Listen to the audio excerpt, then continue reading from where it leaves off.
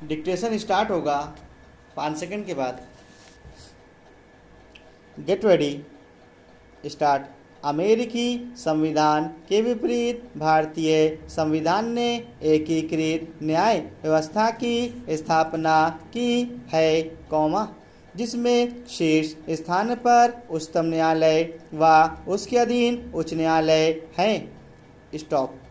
एक उच्च न्यायालय के अधीन और राज्य स्तर के नीचे अधीनस्थ न्यायालयों की श्रेणियां हैं, जो हैं जिला न्यायालय एवं अन्य अधीनस्थ न्यायालय। स्टॉप।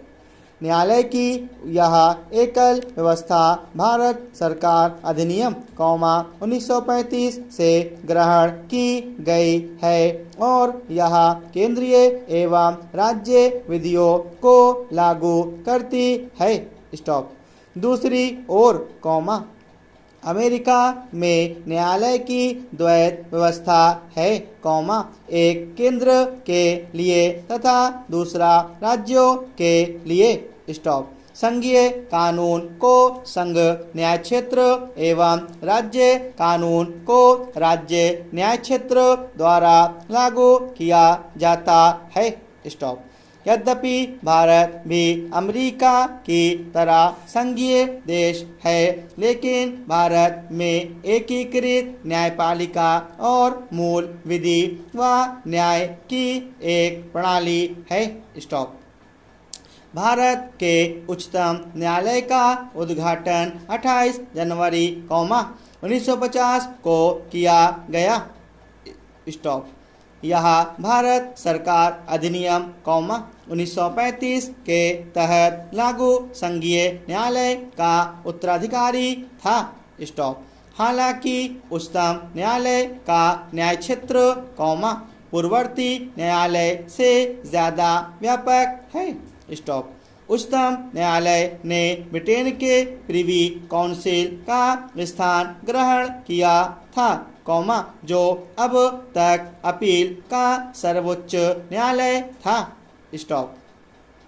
भारतीय संविधान के भाग 5 में अनुच्छेद 124 से 147 तक, उच्चतम न्यायालय के गठन, स्वतंत्रता, न्याय क्षेत्र, शक्तियाँ, प्रक्रिया आदि का उल्लेख है। स्टॉप। संसद भी उनके विनियमन के लिए अधिकृत है। स्टॉप। पैरा। इस समय उच्चतम न्यायालय में 31 न्यायाधीश, एक मुख्य न्यायाधीश एवं 30 अन्य न्यायाधीश हैं।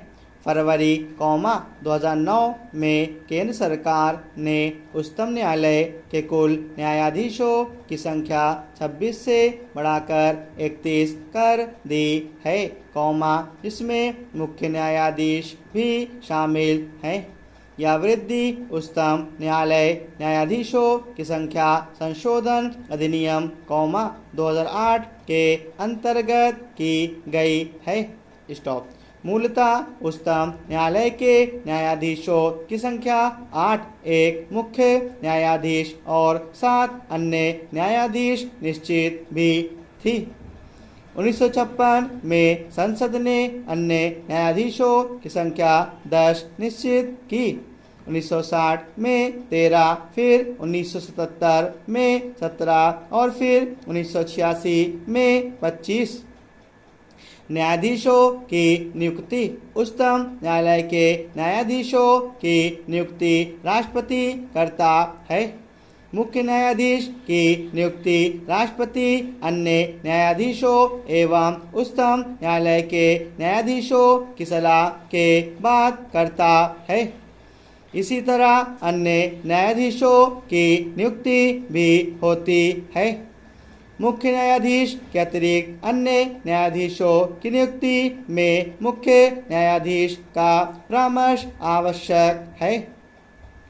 परामर्श पर विवाद। उपरोक्त उपबंध में परामर्श शब्द की उच्चतम न्यायालय द्वारा विभिन्न व्याख्याएं दी गई हैं। स्टॉप। प्रथम, न्यायाधीश मामले 1982 में न्यायालय ने कहा कि परामर्श का मतलब सहमति नहीं, वरन विचारों का आदान प्रदान है।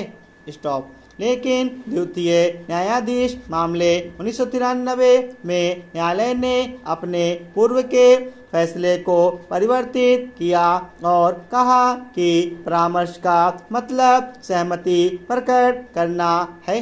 स्टॉप। इस तरह यह व्यवस्था दी गई कि न्यायाधीशों की नियुक्ति के मामले में उच्चतम न्यायालय के मुख्य न्यायाधीश द्वारा दी गई सलाह, राष्ट्रपति को मानना बाध्यता होगी, लेकिन मुख्य न्यायाधीश यह सलाह अपने 2 वरिष्ठतम सहयोगियों से विचार विमर्श करने के बाद देगा। स्टॉप।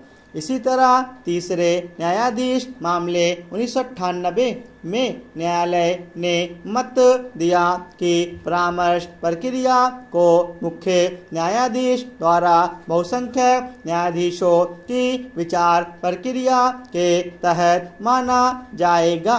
स्टॉप। केवल भारत के मुख्य न्यायाधीश का एकल मत ही परामर्श प्रक्रिया की पूर्ण नहीं करता। स्टॉप। उसे 4 वरिष्ठतम न्यायाधीशों से सलाह करनी चाहिए। स्टॉप।